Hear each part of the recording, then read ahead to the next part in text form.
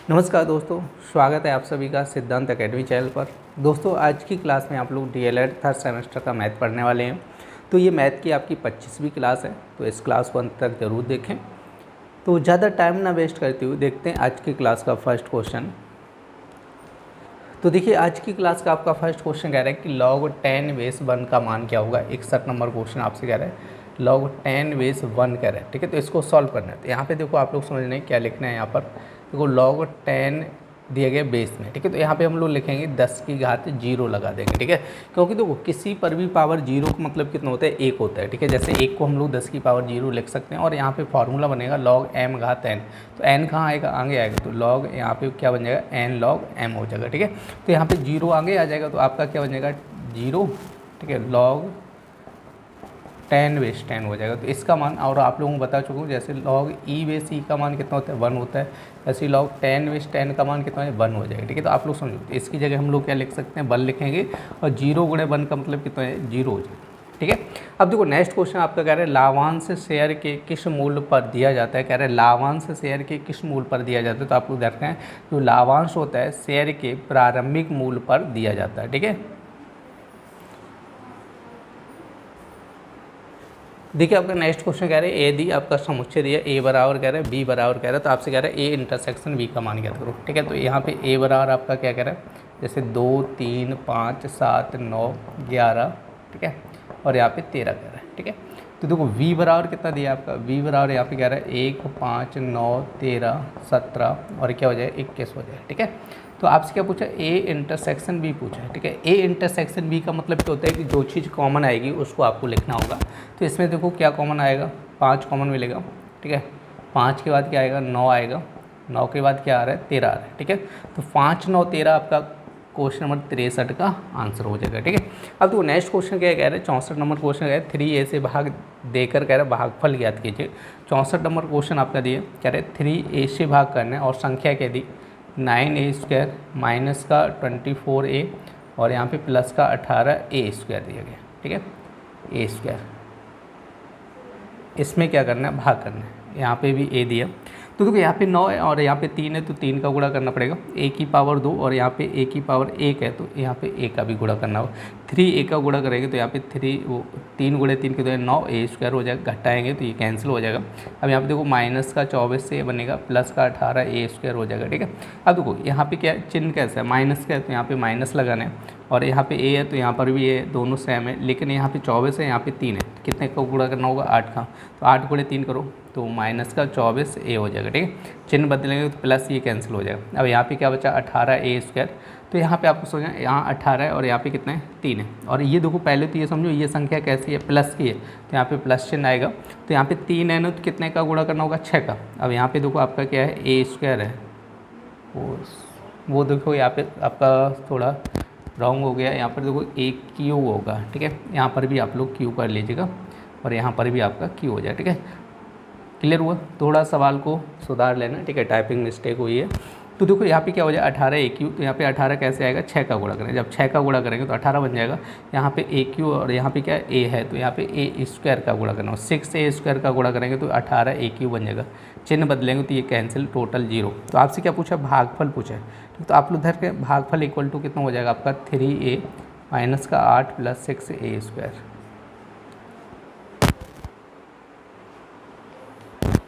देखिए, आपका next question कह रहा है कि दिए गए चित्र में ओ वृत्त का केंद्र है। यदि कह रहा है कि OBC, आपका देखो यहाँ से समझो OBC, ये वाला एंगल कितना दिया है, ये 40 डिग्री दिया है, ठीक है। तो आपसे क्या कह रहे हैं,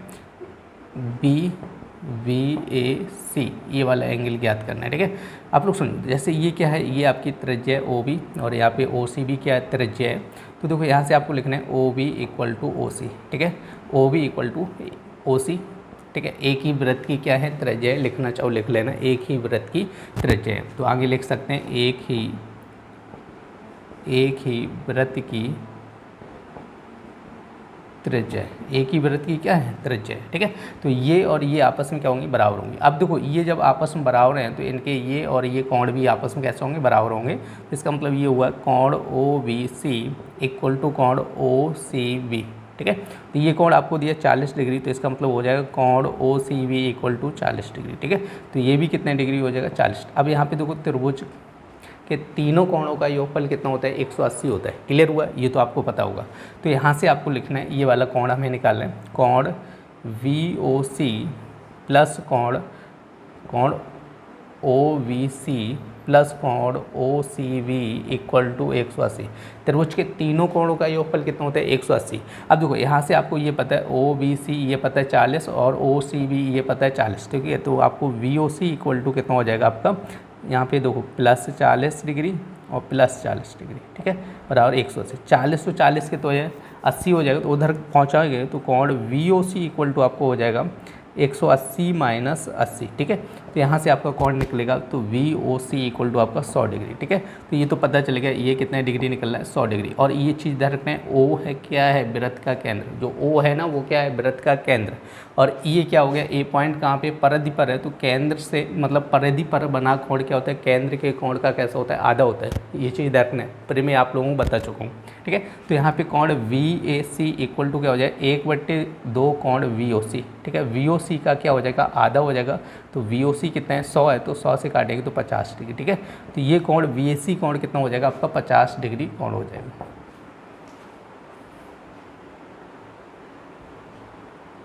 देखिए आपका नेक्स्ट क्वेश्चन कह रहा है 2 घंटे 15 मिनट का कह रहा है 45 मिनट से अनुपात बताइएगा।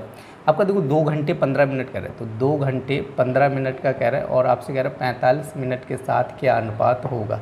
तो 2 घंटे दिए ना, 15 मिनट कह रहा है, तो 2 घंटे को भी आप लोग मिनट में बनाओ। 2 घंटे में कितने मिनट होंगे, 120 मिनट प्लस 15 मिनट, और यहाँ पे 45 तो दिया, तो ये हो जाए 135 मिनट और ये 45 हो जाए, ठीक है। चाहो तो देखो 5 से काट लो, अगर नहीं पता है तो यहाँ पे 9 से काटो, 9 से काटेंगे तो 5 बार कटेगा, ठीक है। तो 9 से काटेंगे तो 1 कितना बचेगा, फिर 5, तो 5 से 3 और 1, ठीक है। तो ये आंसर हो जाएगा आपका 66 नंबर क्वेश्चन का, कितना बनेगा, 3:1 बन जाएगा। क्लियर हुआ। अब देखो आपका 67 नंबर क्वेश्चन क्या कह रहा है, देखो 5 की पावर 3 बराबर कितना कह रहा है, 125। तो इसका फॉर्मूला भी बताया था आप लोगों को, ये चीज़ रखना है, नहीं तो हम लोग डायरेक्ट भी लिख सकते हैं log 5 125, और ये जो पावर होती है वो आगे लिखते नहीं होते, ठीक है। तो बेस में जाएगा, ये वाला बेस में जाएगा log 5 और 125 बराबर 3 हो जाएगा, ठीक है। देखिए आपका नेक्स्ट क्वेश्चन है रेखांकित एवं बियरर चेक में अंतर स्पष्ट कीजिए। तो देखो सबसे पहले हम लोग देखेंगे रेखांकित चेक, ठीक है। कह रहे कि जब रेखांकित चेक के बाएं किनारे की तरफ कह रहे कि 2 तिरछी रेखाएं खींची जाती हैं। कह रहे कि बाएं किनारे पर क्या होती है, तिरछी रेखाएं खींची जाती है। कह रहे रेखाओं के बीच कह रहे अकाउंट पे शब्द लिख दिए जाते हैं, ठीक है। कह रहे कि ऐसे चेक को रेखांकित चेक कहते हैं। कह रहे कि तो कह रहे कि जिसकी राशि धारित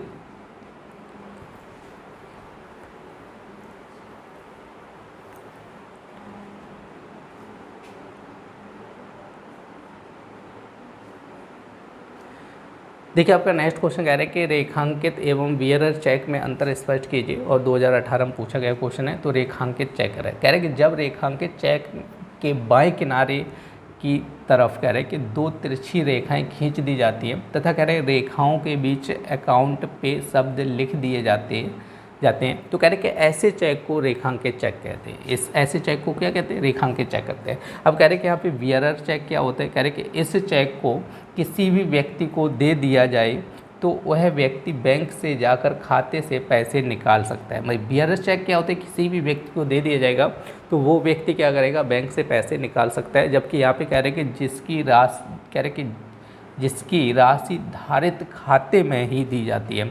इसमें क्या होता है कि इसमें जो राशि दी जाएगी उसके अकाउंट में ही ट्रांसफ़र होगी। इसमें क्या होती है कि व्यक्ति, ठीक है, पैसे जाकर निकाल सकता है, ठीक है। तो दोनों में ये डिफरेंस है। इसमें क्या होगा कि डायरेक्ट एक अकाउंट से दूसरे अकाउंट में पहुंचाएगी। इसमें क्या होगा कि व्यक्ति खाते से पैसे निकाल सकता है, ठीक है।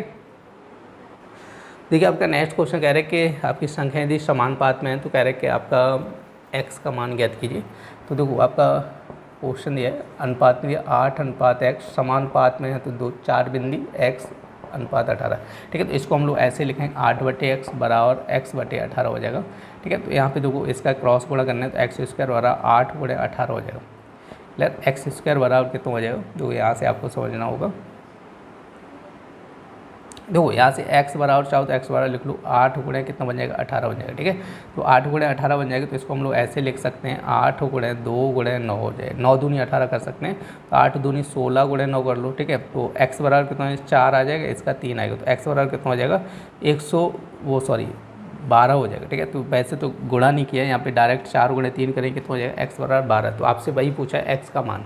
नेक्स्ट क्वेश्चन कह रहे हैं एक वृत्त पर दिए गए बिंदु से स्पर्श रेखा खींचे। कह रहे हैं कि एक वृत्त जैसे आपका सर्किल खींच लेना, उसकी कोई भी त्रिज्या दी, ठीक है। तो यहाँ पे आपका क्या हो जाए P बिंदु दिया और यहाँ पे आप लोग ऐसे लाइन खींच देना AB, ठीक है। तो ये क्या हो जाएगी आपकी, ये स्पर्श रेखा हो जाएगी, ठीक है। देखिए आपका नेक्स्ट क्वेश्चन कह रहा है समुच्चय दिया और a माइनस बी कह रहा है। तो देखो a बराबर आपका कितना दिया 2 3 5 कह रहा है, और b बराबर कितना कह रहा है आपका 5 7 3 कह रहा है। आप लोग ध्यान कर दो a माइनस बी कह रहा है, तो a माइनस बी कह रहा है, तो a में से b घटाओ। देखो यहाँ पे 3 से 3 कटेगा, 5 से 5 कटेगा, तो a में बचा क्या 2 बचा, ठीक है। तो यहाँ पे आप लोग समझो a माइनस बी का मान कितना हो जाएगा, ओनली 2 हो जाएगा, ठीक है। 71 नंबर क्वेश्चन था। अब देखो यहाँ पे 72 नंबर क्वेश्चन आपका क्या कह रहे हैं, तो यहाँ पे कह रहे हैं माइनस का 12/7, ठीक है, और गुणा ही दिया माइनस का 14/27, ठीक है। फिर माइनस और माइनस का 8/45 गुणा करें 9/16 का, ठीक है। आप लोग समझो यहाँ पर, तो 7 से काटो 2 बार कटेगा, और यहाँ से आपको काटना है 3 से 4 बार और 9 बार कटेगा, ठीक है। तो यहाँ पे 8 से काटे 2 बार कटेगा और ये 5 बार कटेगा, ठीक है। तो यहाँ से आप लोग समझो माइनस का 8 माइनस माइनस प्लस हो जाएगा, माइनस माइनस प्लस 4 गुणे 2 8/9 हो जाएगा, ठीक है। और यहाँ पे कितना आएगा, ऊपर कितना बचा, कुछ भी नहीं बचा, 10 हो जाएगा। क्लियर हुआ, कितना 1/10, क्योंकि 9 से काटेगा 5, 8 से काटेगा 2, और ये देखो माइनस था ना, यहाँ पे माइनस था ना, तो ये प्लस हो जाएगा, ये भी चीज़ ध्यान रखना है। अब देखो यहाँ पे एलसीएम लेना तो कितना है 90 हो जाएगा, तो 9 का भाग करेंगे 10 बार, तो यहाँ पे 80 हो जाएगा, 10 का भाग करेंगे तो यहाँ पे 9 बार जाएगा, ठीक है। टोटल कर लो कितना है 80 9 89/90, ठीक है। तो इसका जो करेक्ट आंसर बनेगा वो 89/90 हो जाएगा। देखिए आपका नेक्स्ट क्वेश्चन कह रहा है संख्या समानुपात में है और आपसे कह रहा है कि यहाँ पर x का मान ज्ञात करना है, ठीक है। तो कह रहे हैं 9:x समानुपात आपका यहाँ पे देखो लगेगा समानुपात 12:16, ठीक है। तो इसको लिखेंगे 9/x बराबर 12/16 हो जाएगा, ठीक है। तो इसको सॉल्व करना है, देखो इधर आएगा तो 9 गुणे 16 हो जाएगा और ये जाएगा 12 गुणे x हो जाएगा। तो x बराबर निकालेंगे तो 9 गुणे 16 कितना है 12 हो जाएगा। तो यहाँ पे काटो 3 से काटो 3 3 9 और यहाँ पे 3 चौको 12 हो जाएगा, 4 से काटो 4 चौको 16 हो जाएगा, ठीक है। तो x बराबर कितना है 4 गुणे 3 करो कितना है 12 है, ठीक है। तो x का मान कितना है 12 आएगा, ठीक है। अब यहाँ पे देखो 74 नंबर क्वेश्चन आपका कह रहे हैं गुणनखंड करना है। तो गुणनखंड कह रहा है x² + 3x - का 10। तो आप लोगों को गुणनखंड पूरी एक क्लास करा चुका हूँ, क्योंकि आपका देखो मैथ का पूरा सिलेबस आपका चैप्टर बाय चैप्टर करवा चुका हूँ।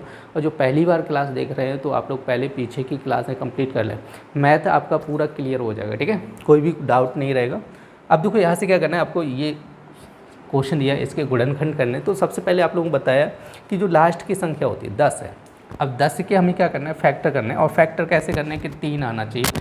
यहाँ पे करो 5 गुणे 2 करो, ठीक है। 5 गुणे 2 करें कितना है 10, और 5 में से 2 जाएगा 3 बचेगा। तो यहाँ पे आप लोग समझो ऐसे लिखना है x² और यहाँ पे लिखना है 5x - का 2x - का 10, ठीक है। आप लोग समझिएगा, यहाँ पे कोष्टक और लगा लेना है, क्लियर। 5 में से 2 गया 3 बचेगा। अब कोष्टक का आगे प्लस चिन्ह है तो इसको हम लोग सीधा लिखेंगे x² + 5x - का 2x - का 10।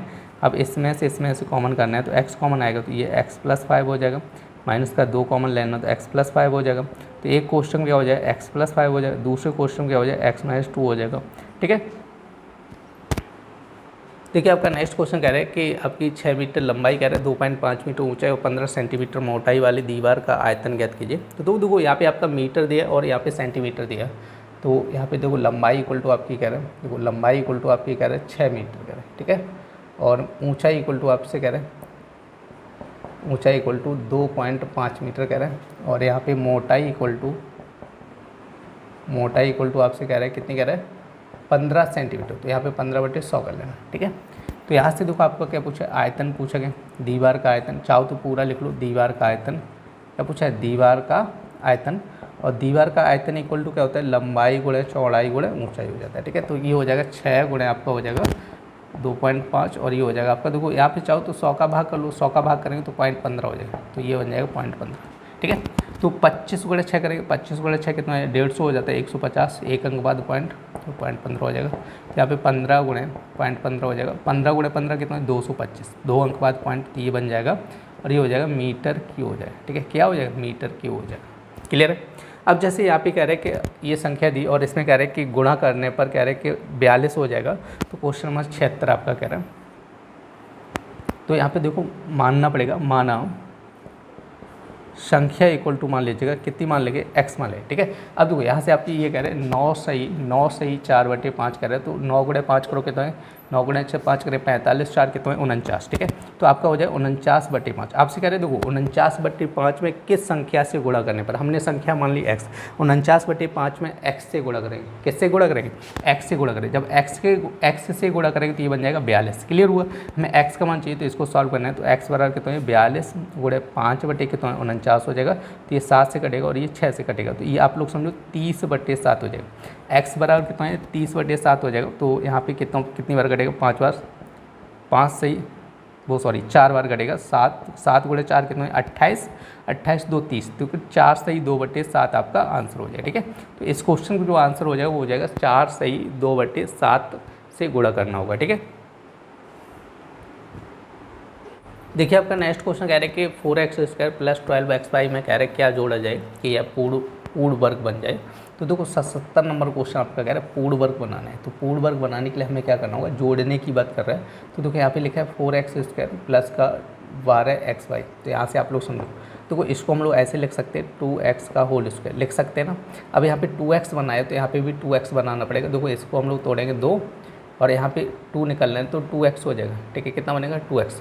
अब आप लोग सुनो, देखो यहाँ पे जब हम लोग होल स्क्वायर बनाते हैं, फॉर्मूला बनाते हैं, जैसे a + b का होल स्क्वायर, तो क्या होता है a² + b², या तो ऐसे लोग a² + 2ab + b²। ठीक है, आप लोग समझो, देखो यहाँ पे a² और b² होता है, बीच में क्या होता है 2ab होता है। ठीक है, तो यहाँ पे देखो इसका थोड़ा तो 2 आ गया बाहर, और यहाँ पे देखो a की जगह 2x था ना, तो यहाँ पे a बन गया। अब बच्चा क्या, जो बचेगा वो b बचेगा। ठीक है, तो बच्चा क्या आप लोग सुनो, 2 गुणे 2 4 और 4 गुणे 3 12, 3 बचेगा और क्या बचा y बचा। ठीक है, तो आप लोग समझ गए ना। तो देखो यहाँ a² + 2ab, तो यहाँ पे कितना जोड़ना पड़ेगा आप लोग समझो, यहाँ पे 3y का होल स्क्वायर ये जोड़ना पड़ेगा। क्लियर नहीं, कितना जोड़ना पड़ेगा 3y का होल स्क्वायर। देखो बन गया a² + 2ab + b², तो ये क्या बन गया होल स्क्वायर बन गया। भाई तो कह रहे हैं पूर्ण वर्ग बनना चाहिए, तो ये पूर्ण वर्ग बन गया। क्लियर हुआ, तो आपसे कह रहे हैं कि क्या जोड़ना पड़ेगा, तो आप लोग ध्यान रखना है, यहाँ पे लिखना है 3 का वर्ग कितना होता है 9, 3 का वर्ग कितना है 9y²। ठीक है, 9y² जोड़ने पर, यहाँ पे लिख रहे हैं 9y² जोड़ने पर जो ये योगफल बनेगा वो क्या बन जाएगा आपका पूर्ण वर्ग बन जाएगा। क्लियर हुआ। अब देखो यहाँ पे क्वेश्चन नंबर 78 आपका क्या कह रहा है, कहते देखो 5 की पावर 1/2 प्लस 3 की पावर 1/2, और यहाँ पे नेक्स्ट कोष्टक में क्या कह रहे हैं, देखो 5 की पावर 1/2 माइनस 3 की पावर 1/2। आप लोगों को फॉर्मूला बता चुका हूँ a + b और a - b, कहीं पे ऐसे लिखा हो तो हम लोग क्या लिख सकते हैं, इसको लिख सकते हैं a² - b²। क्या लिख सकते हैं a² - b²। तो यहाँ पे देखो ये a है तो ये हो जाएगा 5 की घात 1/2 का होल स्क्वायर, a² - b² और 3 की पावर 1/2 का होल स्क्वायर, तो स्क्वायर से ये कैंसिल हो जाएगा। क्लियर नहीं, तो यहाँ पे बचेगा 5 - 3। अब 5 में से 3 गया कितना बचेगा 2 बचेगा। देखिए आपका नेक्स्ट क्वेश्चन है 1 से 50 तक की संख्याओं का योगफल ज्ञात कीजिए। तो आप लोग ध्यान रखना, देखो योगफल निकालने का फॉर्मूला क्या होता है, योगफल = n + 1/2 हो जाता है। ठीक है, 1 से 50 तक कह रहे हैं, क्या कह रहे हैं 1 से 50 तक संख्याओं का योग। ठीक है, आपसे यही तो कह रहे हैं 1 से 50 तक संख्याओं का योग निकालना है। तो 50 की बात कर रहे हैं, तो यहाँ पे 50 और 50 + 1 कितना हो जाएगा 51 बटे कितना है 2। अब 2 से काटेंगे तो 25 हो जाएगा, 25 गुणे 1 करेंगे तो कितना हो जाएगा आपका 25 हो जाएगा। ठीक है, 2 और 25 गुणे 5 करो 125, 2 कितना हो जाएगा 127 हो जाएगा। ठीक है, तो 1275 आपका आंसर हो जाएगा। ठीक है, अब देखो क्वेश्चन नंबर 80 क्या कह रहे हैं कि log 3 और यहाँ पे 9 दिया, तो आप लोग समझो यहाँ पे देखो log, इसको ऐसे लिखेंगे log बेस में 3 है तो 3 का स्क्वायर लिख देंगे। और आप लोग कई बार बता चुका हूँ log m घात n क्या होता है n log m होता है। क्या होता है n log m। ठीक है, तो 2 आगे आ जाएगा तो यहाँ पे बनेगा log, तो 2 तो आगे आ जाए, बेस में कितना रहेगा 3, बेस 3 हो जाएगा। ठीक है, तो यहाँ से आप लोग समझो log ई बेस ई कितना होता है 1 होता है, और लॉग ए बेस ई कितना, वो ए बेस ए कितना होता है, ये भी 1 होता है। देखो यहाँ पे बेस और यहाँ पे सेम होना चाहिए, तो उसका मान कितना हो जाए 1 हो जाता है, ठीक है। तो इसका मान कितना है 1, और 2 गुणे 1 कितना हो जाए 2 हो जाएगा, ठीक है। देखिए आपका नेक्स्ट क्वेश्चन कह रहा है कि ये संख्या दी और इनका गुणा करने को कह रहा है 81 नंबर क्वेश्चन का। एक्स की पावर कह रहा है a माइनस बी, गुणा कह रहा है आपकी एक्स की पावर b माइनस सी, और गुणा कह रहा है एक्स की पावर c माइनस सी, ठीक है। तो देखो गुणा में क्या होता है, घाते जुड़ती है, तो एक्स की power a minus B plus B minus C plus C minus C, गुणा में क्या होगा, घाते जुड़ेगी, तो वो प्लस माइनस ये कैंसिल, बी से बी कैंसिल, सी से सी कैंसिल, तो यहाँ पे क्या बनना है एक्स की पावर 0, और एक्स की पावर 0 मतलब कितना होता है 1। जैसे किसी पर भी पावर 0 आ जाए तो उसका मान कितना होता है 1 होता है, हमेशा ध्यान रखना है, ठीक है। अब देखो 82 नंबर क्वेश्चन आपका क्या कर रहा है, 3000 का 5% वार्षिक दर से, तो देखो यहाँ पे मूलधन आपको लिखना है, आप लोग ई चीज़ रखें, तो मूलधन कितना दिए गए 3000 दिए गए, ठीक है। दर कितनी दी गई आपकी 5% दर दी गई, और यहाँ पे समय कितना दिया, समय आप लोग देख रहे हैं 18 माह की बात कर रहे हैं, ठीक है 18 माह। देखो यहाँ से समझना ही है कि आपकी दर कैसी है, देखो दर वार्षिक है, समय भी कैसे होना चाहिए, वर्ष में होना चाहिए, तो इसको वर्ष में कन्वर्ट करने के लिए हमें क्या करना होगा 18/12 का भाग कर लो, चाहो तो यहाँ पे काट लो 3/2, 6 से काटो 3/2 वर्ष हो जाएगा, क्या हो जाए 3/2 क्या हो जाए वर्ष हो जाएगा। और साधारण ब्याज का फॉर्मूला आप लोगों को याद होगा, नहीं याद है तो आप लोग याद कर लो, क्या होता है मूलधन गुणे दर गुणे समय बट्टी क्या हो जाएगा 100 हो जाएगा, ठीक है। तो मूलधन कितना दिया, देखो मूलधन कितना दिया 3000 रुपये दिया, और दर कितना दिया 5%, समय दिया 3/2, बट्टी कितना हो जाए 100 हो जाएगा, 1 2 0 से 0 कटेगा, ठीक है। अब देखो यहाँ पे 2 से काटेंगे तो ये 15 आ जाएगा, तो यहाँ पे क्या बचेगा, देखो इधर लिखे दे रहा हूँ 15, और 3 गुणे 5 करो कितना है 15, 15 गुणे 15 कितना है 225 हो जाए, ठीक है। देखिए आपका नेक्स्ट क्वेश्चन कह रहे हैं किसी वृत्त की छेदक रेखा वृत्त को कितने बिंदुओं पर प्रक्षेपित करे। देखो छेदक रेखा की बात कर रहे हैं, तो जैसे ये सर्किल है और यहाँ से आपकी एक लाइन खींची गई, तो आप लोग हमेशा ध्यान रखो जो एक छेदक रेखा होती है वृत्त को 2 जगह प्रच्छेद करती है, ठीक है। कितनी जगह प्रच्छेद करेगी 2 जगह, तो इसका आंसर कितना हो जाए 2 जगह, ठीक है। देखिए आपका नेक्स्ट क्वेश्चन कह रहे हैं एक व्यक्ति 25 रुपये वाले शेयरों में कह रहे हैं 2500 की पूंजी लगाता है। जैसे 25 रुपये का शेयर है और उसमें 2500 की पूंजी लगाता है, कह रहे जब शेयर कह रहे 30 रुपये हो जाता है तो कह रहे बेच देता है, और कह रहे व्यक्ति को हुए लाभ की गणना कीजिए।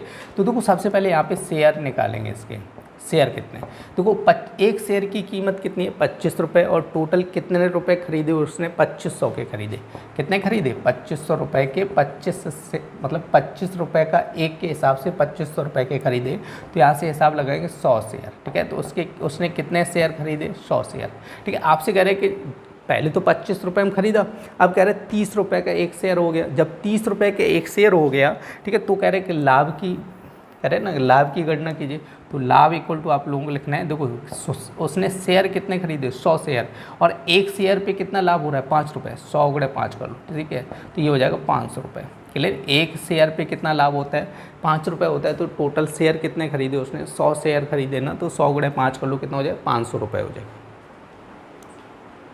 नेक्स्ट क्वेश्चन कह रहे हैं कि बैंक में कह रहे हैं किस प्रकार के खाते में जमा धनराशि पर ब्याज नहीं मिलता, तो आप लोग देख रहे हैं चालू खाता, ठीक है। आप लोगों को बता चुका हूँ चालू खाता अब क्या होता है, ब्याज नहीं मिलता है, हमेशा रखना है।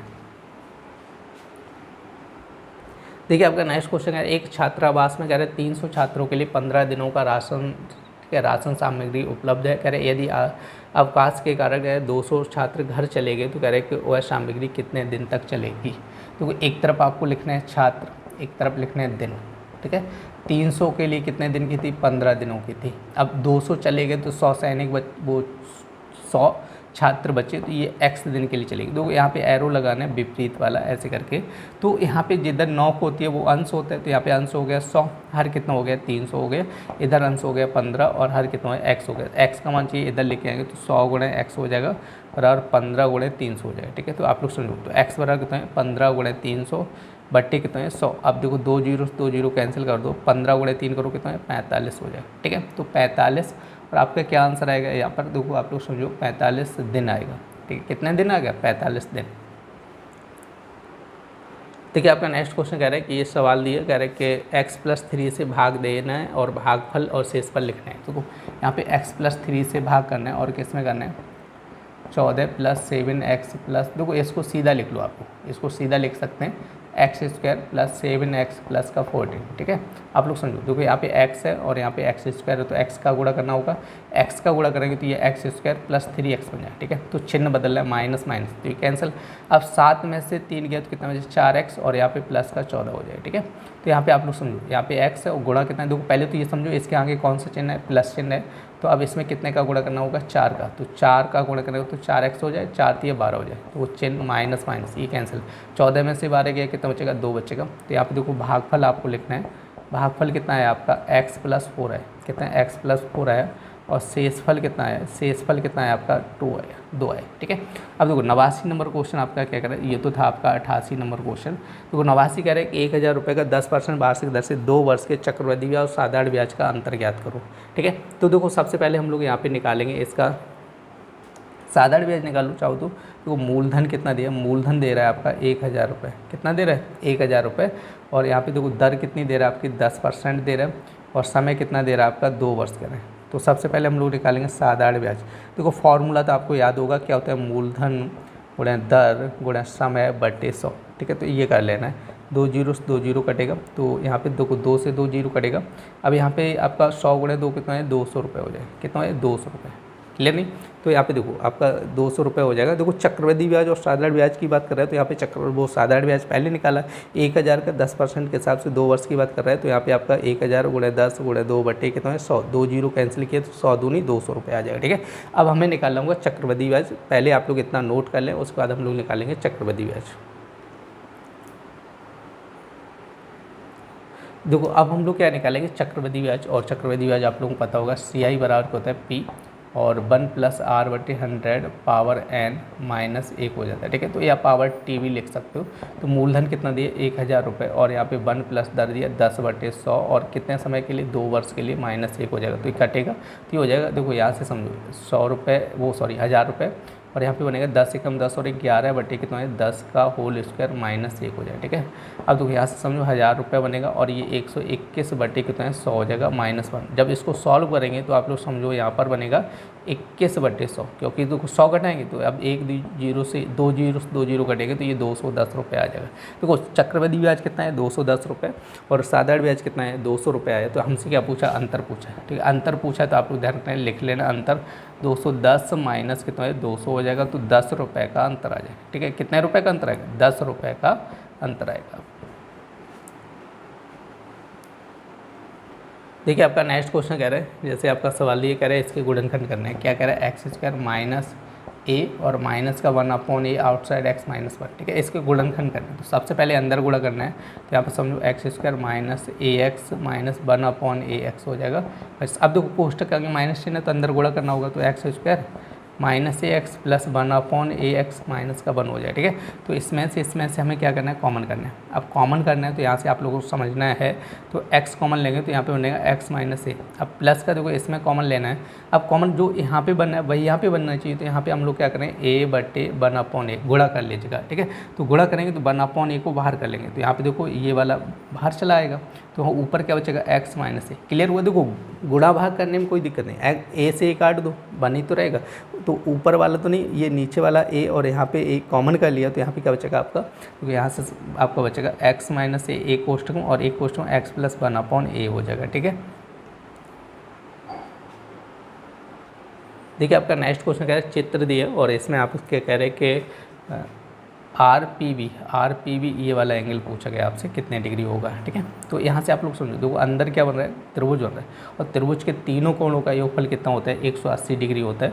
तो देखो यहाँ पे आपको कुछ मानना पड़ेगा, वैसे दिया तो नहीं गया, P यहाँ पे Q मान लो, PQR दिया गया, ठीक है। तो यहाँ से देखो त्रिभुज के तीनों कोणों का योग आपको करना होगा। देखो कोण PQR प्लस कोण हो जाएगा आपका, ठीक है, प्लस कोण आपका हो जाएगा, देखो QRP प्लस कोण हो जाएगा आपका प्लस कोण, ठीक है, RPQ इक्वल टू कितना होता है, 180। त्रिभुज के तीनों कोणों का योगफल कितना होता है, 180 डिग्री होता है, ठीक है। तो जिसमें आपको ये पता है ना, देखो यहाँ से ये तो निकालना है हमें PQR, ठीक है, ये तो निकालना है, तो प्लस इसका मान पता है कितना है, 30 डिग्री है, और इसका मान 80 डिग्री है, बराबर 180 डिग्री, ठीक है। तो यहाँ पे देखो PQR इक्वल टू आपका कितना है, वो प्लस 110, 80 30 110 हो जाएगा, और बराबर 180। अब देखो उधर पहुँचाओ इसको, तो P Q R equal to आपका कितना है 180 माइनस 110 हो जाए, ठीक है। तो P Q R equal to आपका कितना हो जाएगा आपका 70 डिग्री।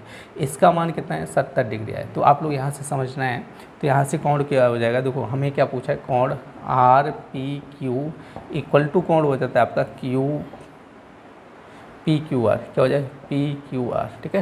तो मतलब ये कोण जो होता है ना वो इस कोण के बराबर होता है। अगर ये स्पर्श रेखा है तो ये कोण आपस में कैसे होनी चाहिए, बराबर होनी चाहिए, ठीक है। तो यहाँ पे जो मान इसका है वही इसका रहेगा, तो इसका भी आंसर हो जाए 70 डिग्री।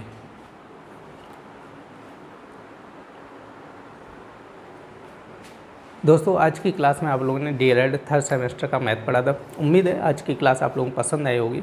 यदि क्लास पसंद आई तो कृपया लाइक करें और चैनल को सब्सक्राइब करना ना भूलें। तो चलिए फिर मिलते हैं ऐसी नेक्स्ट क्लास में, तब तक के लिए धन्यवाद।